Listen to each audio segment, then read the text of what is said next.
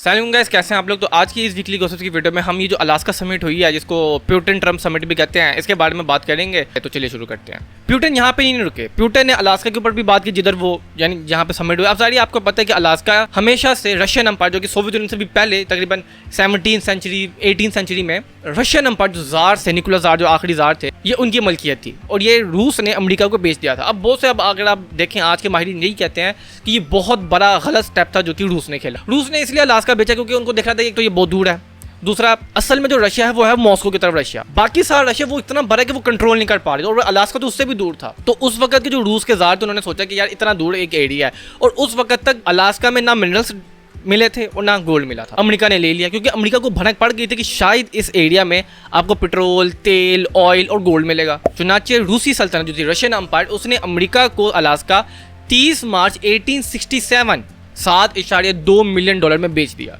अब सबको पता है कि ये अमेरिका रूस ने बिल्कुल पीनट्स के दाम पे बेचा था। अब वो इसको महंगा भी बेच सकता था, अव्वल तो बेचना चाहिए नहीं था, लेकिन अगर बेचना था तो जरा महंगी कीमत लगाता। अब ये था गोल्ड रश टाइम। 1865 में सिविल वॉर हुई थी, फर्स्ट सिविल वॉर हुई थी अमेरिका में।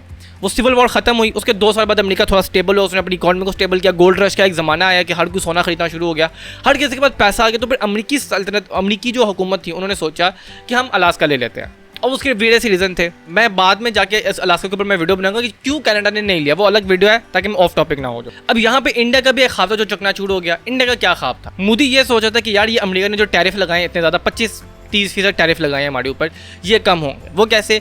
क्योंकि इंडिया रूस का एलाय है। इंडिया ये सोच रहा था, इंडिया के कुछ हल्के ये सोच रहे थे कि शायद इंडिया रूस से बात करेगा और रूस पर आके अमेरिका से बात करेगा कि वो इंडिया के ऊपर टैरिफ कम करे, जो कि ये कहीं भी किसी भी खाते में नहीं आती। जाहिर बात है रूस क्यों अमेरिका से बात करेगा कि वो इंडिया का करे, क्योंकि इंटरनेशनल रिलेशन की एक ही बात होती है कि हर बंदा, हर मुल्क, हर रियासत, हर सल्तनत अपना सोचती है, वो दूसरे का नहीं सोचती। जो तकरीबन 1.5 से 2 मिनट जो उन्होंने यूक्रेन के ऊपर लिया, उसके ऊपर रूसी सदर प्यूटन ने कहा कि यूक्रेनी हमारे भाई हैं, हम एक ही जैसे हैं, ये हमारा ही एक एरिया। तो जाहिर पता है कि ये आपका की अगर आप बहुत पीछे चले जाए तकरीबन 800,000 साल पहले, तो ये कीव रशिया करके एक मुल्क था जो कि आज की यूक्रेन और ये मॉस्को वाले साइड पे बना हुआ था। तो असल रशियन और यूक्रेन यहाँ से आए हैं। फिर आपको पता है यूक्रेन सोवियत यूनियन का भी हिस्सा था। तो उन्होंने कहा ये हम भाई हैं, हम एक तो क्रिश्चियन ब्रदर हैं, फिर गालिबन दोनों ऑर्थोडॉक्स क्रिश्चियन है, फिर इनमें कल्चरल जो है ना सिमिलैरिटीज भी बहुत आते हैं।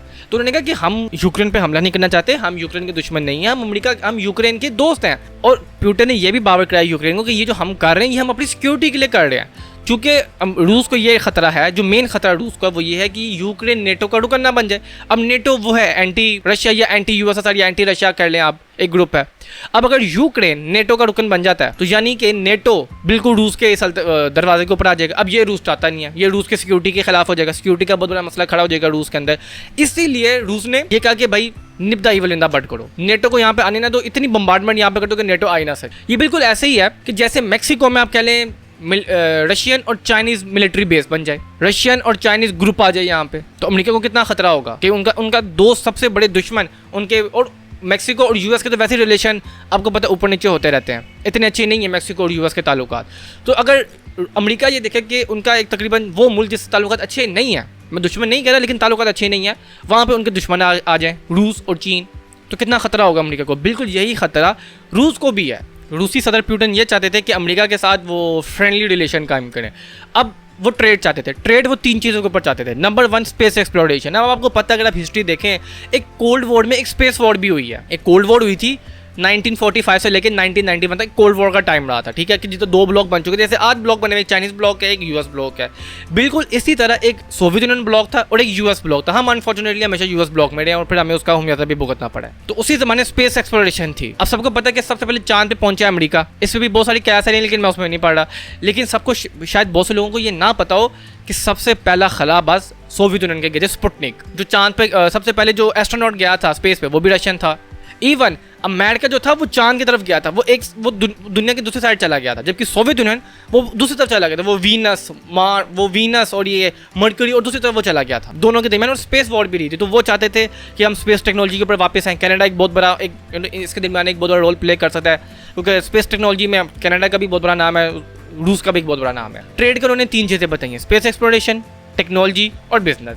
और जब प्यूटन गए थे तो उनके वफ्त में ज़्यादातर बिजनेसमैन थे। उन्होंने दिखाया कि भाई हम कारोबार करने आए हैं, हम लड़ने नहीं आए, हम लड़ना भी नहीं चाहते, क्योंकि सारी बात है हाथी जब लड़ते हैं तो भाई घास का नुकसान होता है। अब मज़े की बात यह है कि इस समिट के बाद से यूएसए ने रशिया के ऊपर सैंक्शनाइज नहीं किया। ये एक बहुत बड़ी बात है कि ये आप समझ लें कि बर्फ पिघली है, 2 बड़े बड़े हाथियों के दरमियान बर्फ पिघली है, सैंक्शनाइज नहीं किया, वरना अमेरिका सबसे पहले सैंक्शनाइज करता है। और डोनाल्ड ट्रंप जो कि अपनी इतनी सी विक्ट्री को इतना बड़ा बताते हैं, तो उन्होंने कुछ भी नहीं बोला, वो प्रेस ब्रीफिंग में चुप रहे, उन्होंने बस आया बताया और हमने कहा हम ट्रेड करना चाहते हैं। वरना अगर जरा सी भी डोनाल्ड ट्रंप को एडवांटेज मिल जाता, एज मिल जाता, कामयाबी मिल जाती, तो वो मीडिया पर उन्होंने ऐसे बताना था जैसे पता नहीं उन्होंने वर्ल्ड वॉर जीत ली। अब यहाँ पे यूक्रेन का मसला ये है कि वो वक्तन फवक्तन डे बाय डे अपनी टेरिटरी खोता जा रहा है, और जितने भी माहिरीन है वो यही कह रहे हैं कि भाई यूक्रेन दोबारा ये टेरिटरी नहीं ले सकता। जाहिर बात है 20% ऑफ इट्स लैंड रशिया ले चुका है, और वक्त गुजरने के साथ साथ ये कम से कम होता जा रहा है, तो यूक्रेन बिल्कुल फंस चुका है। अब यूक्रेन के पास 2 चीज़ है, या तो वो सरेंडर कर ले, वो यूक्रेन का सदर नहीं करना चाहता, जाहिर बात है उसने पूरा नैरेटिव इसके ऊपर बिल्ड किया कि भाई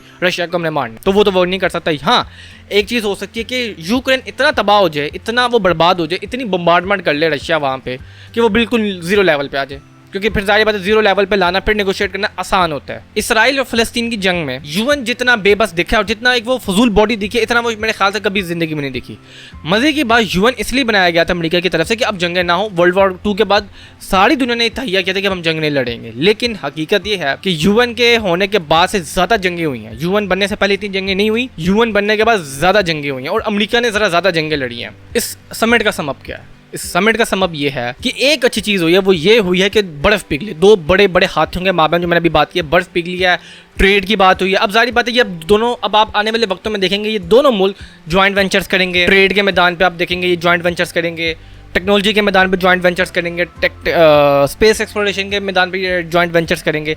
अब मिलिट्री ज्वाइंट वेंचर ज़रा कम होंगे और ये ज्वाइंट वेंचर ज़्यादा होंगे। और अब आप देखिएगा कि डोनाल्ड ट्रंप और उछल के सामने आएंगे, वो कहेंगे देखो जी हमने रूस से हमने बासुला कर लिया है, इतना बड़ा जो लड़ाई थी उसको खत्म कर लिया, मैं कितना बड़ा पीस मेकर हूँ, मुझे ये दो वो। तो डोनाल्ड ट्रंप इस टाइम सिर्फ और सिर्फ वो पीस मेकर बनना चाहता है, और वो ये चाहता है कि उसको नोबेल पीस प्राइज मिल जाए। पाकिस्तान को इससे क्या सीख मिलती है? पाकिस्तान को इससे ये सीख मिलती है कि कभी भी हाथियों के माबैन कभी ना आना, क्योंकि घास ही फटती है हमेशा। हमने हमेशा से, जब कोल्ड वॉर हुई हमने अमेरिका का साथ दिया, भरपूर साथ दिया। उसके बाद क्या, जैसे कोल्ड वॉर खत्म हुई, अमेरिका सारा सामान छोड़ के अफगानिस्तान में सारा तालिबानाइजेशन, टेररिज्म, जंगे, सारा वो जो मलबा था वो छोड़ के वो चला गया। 10 साल हमने फिर उसको संभाला। वो 90s का आपको पता है कितना खतरनाक था। वो जैसे ही हमने अफगानिस्तान को संभाला, 9/11 अमेरिका ने कर दिया, वो फिर आ गया अफगानिस्तान में। फिर 20 साल हम उसके साथ लगे रहे। सबने मना किया, पाकिस्तान में नाम नहीं लेना चाहता, लेकिन सबने मना किया, खान साहब ने भी मना किया कि ये जंग हमारी नहीं है।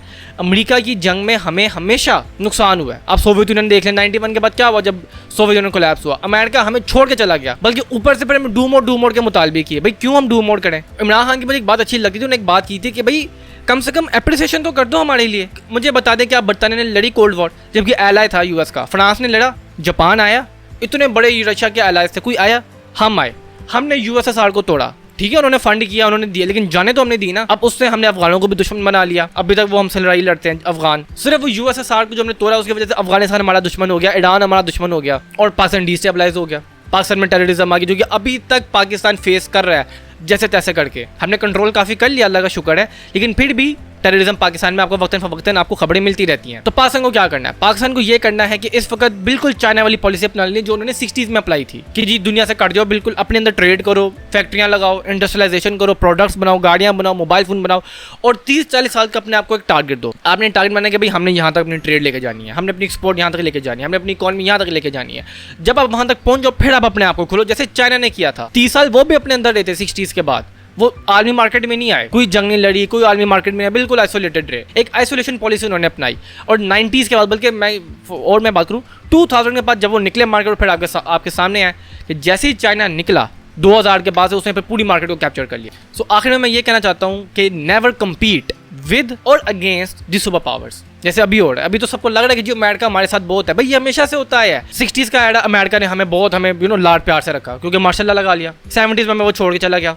फिर पाकिस्तान एक वो जैसी वो डेमोक्रेसी आई, थोड़ा सा पाकिस्तान अनबैलेंस हुआ। 7-8 साल बाद जब पाकिस्तान दोबारा से खड़ा हुआ, अमेरिका फिर आ गया और पाकिस्तान मार्शल लग गया पाकिस्तान में।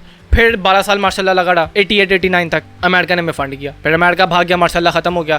फिर 10-12 साल हमने मतलब वो लूली लंगड़ी कभी, वो तो 90s का पूरा एरा PMLN और PPP रहा। जैसे एशिया कप में इंडिया श्रीलंका होता है, ऐसे ही पाकिस्तान में PMLN और PPP होता रहा। 2000 में फिर मार्शल लगे, फिर अमेरिका आ गया। फिर 10 साल वो रहे, उसके बाद फिर ये हुकूमत आ गई, अब फिर दोबारा आपके सामने है।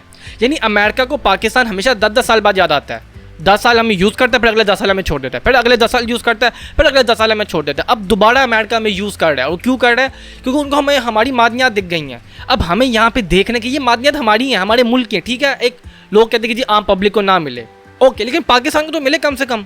अमेरिका क्यों आ रहा है? कनाडा क्यों आ रहा है? यूरोप क्यों आ रहा है? उनको मादनियात दिखनी है और हम दोबारा पागल हो गए हैं। कब तक ये हमारी गुलामाना माइंडसेट रहेगा कि जी अमेरिका में देखेगा तो हमारी को दुनिया में फिक्र होगी? हम कब अपने पाँव पे खड़े होंगे और कहेंगे कि नहीं जी बस साइड पे हो जाओ भाई, कितना हमें यूज़ करना है। तो अगर आपको मेरी वीडियो, मेरी रिसर्च दोनों पसंद आई है तो अभी तो मैं और कुछ कहना चाहता हूँ, लेकिन वीडियो की लेंथ बहुत लंबी हो रही है। तो मैं मिलता हूँ अपनी अगली वीडियो में, तब तक के लिए अलविदा।